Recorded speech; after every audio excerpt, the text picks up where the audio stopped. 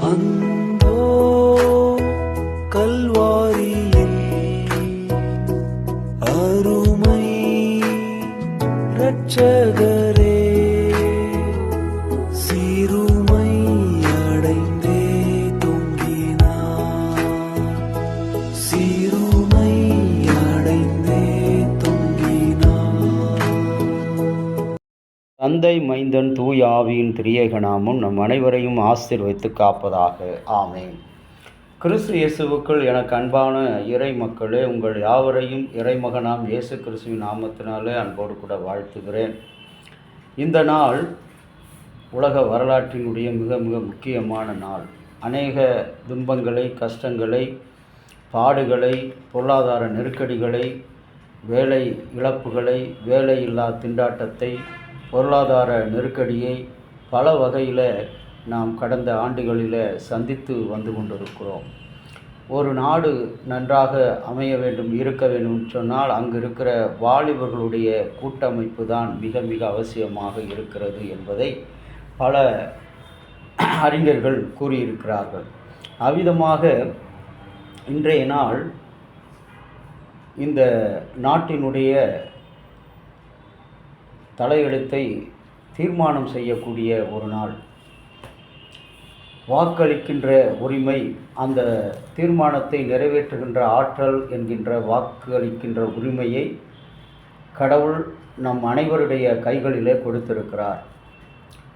உலகத்தினுடைய தலைமை, இந்த உலகத்தினுடைய அரசராக ஆண்டவராகிய கடவுள் கர்த்தராகிய இயேசு கிறிஸ்து இன்றும் அவர் ஆட்சி செய்து கொண்டிருக்கிறார். அவருடைய ஆட்சியினால்தான் இந்த தேசம், பூமி, அகிலம், இயற்கை, நிர்வாகம், அரசு, அரசியல் அனைத்தும், மருத்துவம், தொழில், பொருளாதாரம் அனைத்தும் இயங்கிக் கொண்டிருக்கிறது.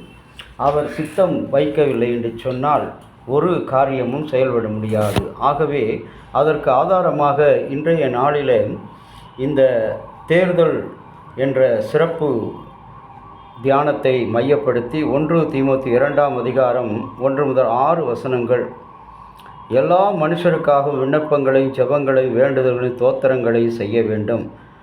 நாம் எல்லா புத்தியோடும் நல்லொழுக்கத்தோடும் சமாதானத்தோடும் அமைதியாக நம்முடைய வாழ்நாளை கழிக்கும்படி ராஜாக்களும் அதிகாரிகள் யாவருக்கும் அப்படி செய்ய வேண்டும். ராஜாக்களும் அதிகாரிகளுக்கு யாவருக்காக அப்படி செய்ய வேண்டும். இது நன்மை, நம்முடைய இரட்சகராகிய கடவுள் சந்நிதியிலே உகந்ததுமாய் இருக்கிறது என்று சொல்லி நம்முடைய அருமை இரட்சகர் இயேசு கிறிஸ்து தீமோத்தேயு என்ற அப்போஸ்தலனிடத்தில் சொல்லியிருக்கிறார். ஆகவே கடவுள் முதலாவது மனிதனிடத்தில் விரும்புகிற காரியம், கடவுள் மனிதனிடத்தில் விரும்புகிற காரியம் அவன் மனம் திரும்ப வேண்டும். முதலாவது கடவுளிடத்தில் மனம் திரும்பி அவரை ஏற்றுக்கொண்டு அவரிடத்தில் இறைவேண்டல் செய்ய அழைக்கப்படுகிறோம். அதில் தான் நம்முடைய ஆண்டவராகிய இயேசு கிறிஸ்து பிரியப்படுகிற ஆண்டவராக இருக்கிறார். அருமையானவர்களே, எதிர்காலம், கடந்த காலம், நிகழ்ந்த காலம் என்றெல்லாம் நாம் பார்க்கும்போது அங்கே இந்த முக்காலத்தையும் தனக்குள்ளாக அடக்கி வைக்கிற நம்முடைய அருமை இரட்சகர் இயேசு கிறிஸ்து 1 யோவான் 3ஆம் அதிகாரம் 20வது வசனத்திலே இதயம் நம்மை அடிக்கடி கண்டிக்கின்ற ஒரு ஆயுதமாக இருக்கிறது. நாம் தவறு செய்யும்போது, கடவுளை விட்டு தூரமாய் போகும்போது, சமுதாயத்துக்கு விரோதமாக நடக்கும் பொழுது, ராஜாக்களுக்கும் அதிகாரிகளுக்கும் விரோதமாக நாம் செயல்படும் பொழுது நம்முடைய இருதயம் நம்மை கண்டிக்கும். ஆகவே தான் இந்த நாள் உலகத்துக்கு ஒரு முக்கியமான ஒரு நாள். இந்த நாட்டினுடைய நல்ல அரசியல் அமைப்பு சட்டங்களை கீழ்நிலையில் இருக்கிற கிராமப்புற பஞ்சாயத்திலிருந்து, வார்டு மெம்பரிலிருந்து, மாவட்டத்திலிருந்து, தமிழ் மாநிலத்திலிருந்து முதலமைச்சர், அமைச்சர் பெருமக்கள், ராஜ்யசபா, லோக்சபா, பிரதமர், இன்னும் நாட்டினுடைய ஜனாதிபதி, துணை ஜனாதிபதி இவர்களை தேர்ந்தெடுக்கின்ற ஒரு உரிமை ஆயுதம் வாக்கெடுப்பு. இந்த வாக்காளர் தினத்தை, வாக்களிக்கின்ற வாக்காளர் தினத்தை இந்திய தேர்தல் ஆணையம் 1950 ஜனவரி 25ஆம் தேதி சிறப்பு நாளாக கொண்டாடப்பட்டது. அதன் மூலமாகத்தான் இந்த நாட்டினுடைய அரசியலமைப்பு சட்டங்கள் எல்லாம் இந்த வாக்களிக்கின்ற ஜனநாயக உரிமை, இது இன்றைக்கு இப்படிப்பட்ட நிலையிலே இருக்கின்ற நீங்களும் நானும் மக்களை மக்களால் ஆட்சி செய்யக்கூடிய ஒரு ஜனநாயக அமைப்பு என்ற வாக்கெடுப்பை கடவுள் நமக்கு கொடுத்திருக்கிறார். ஆகவே ராஜாக்களுக்காக, அதிகாரிகளுக்காக நீங்களும் நானும் என்ன செய்ய வேண்டுமா? விண்ணப்பங்களும் ஜெபங்களும் வேண்டுதல்களும் செய்ய வேண்டியவர்களாக இருக்கிறோம். இன்றைக்கு யார் வர வேண்டும் என்ற விண்ணப்பத்தை வேண்டுதல்களை, வரப்போகிறவர் எப்படி செயல்பட வேண்டும் என்று தேவ ஆலோசனையும், அனைவரையும் நேசிக்கின்ற மனிதர்களாக அவர்களுக்காக நான் ஜெபம் செய்ய வேண்டும், அவர்களுக்காக வேண்டுதல் அதுதான் கர்த்தர் பிரியப்படுகிற ஒரு காரியமாக இருக்கிறது. மத்தேயு 5:3 ஆவியில் எளிமை உள்ளவர்கள் பாக்கியவான்கள் என்று ஆண்டவர் சொல்கிறார். தலைவர்களை குறித்து சொல்லும் பொழுது அந்த மத்தேயு 5 உப்பாக ஒளியாக அவர்கள் தன்னலம் இல்லாத, ஒரு சுயநலம் இல்லாத, ஒரு தியாக உள்ளம் படைத்த மக்களாக, தலைவர்களாக இருக்க வேண்டும். தாவீதினுடைய அந்த உண்மையான காரியம், யோசேப்பினுடைய தூய வாழ்க்கை, தாவீதினுடைய விசுவாசம், இன்னும் தானியேலுடைய அந்த விசுவாசம், இவையெல்லாம் நமக்கு தேர்ந்தெடுக்க போகிற, வரப்போகிற நாட்டினுடைய நாடாளுமன்ற தலைவர்களுக்கு அமைய வேண்டும் என்று சொல்லி நாம் ராஜாக்களுக்கும் அதிகாரிகளுக்கும் நாம் செபிக்க அழைக்கப்பட்டிருக்கிறோம். வாக்களிப்பது மாத்திரம் நமது உரிமை அல்ல, வாக்களிப்பது நமது தலையாய கடமை.